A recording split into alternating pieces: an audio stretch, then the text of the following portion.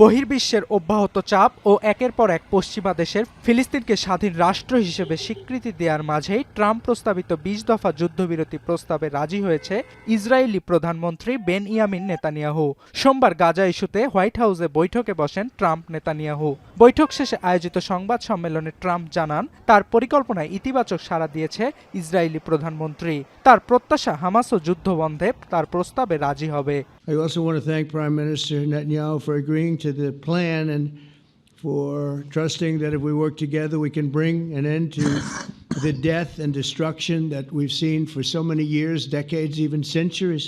এর আগে ২০ দফার বিস্তারিত প্রকাশ করে হোয়াইট হাউস। এটি অনুযায়ী ইসরায়েল ও হামাসের মধ্যে চুক্তি কার্যকরের ৭২ ঘণ্টার মধ্যে মুক্তি দিতে হবে সব ইসরায়েলি জিম্মিকে।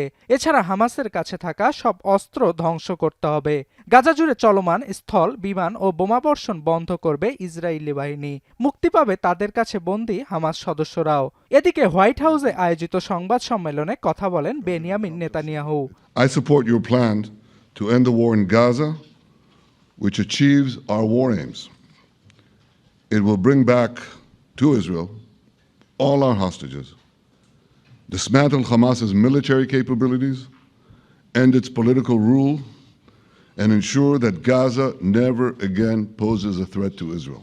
তবে এখনও ট্রাম্পের যুদ্ধবিরতি পরিকল্পনার বিষয়ে স্পষ্টভাবে কিছু জানায়নি হামাস। আল জাজিরার প্রতিবেদন অনুযায়ী হামাসের মধ্যস্থতাকারী পক্ষগুলো বিবেচনা করবে ট্রাম্পের পরিকল্পনাগুলো।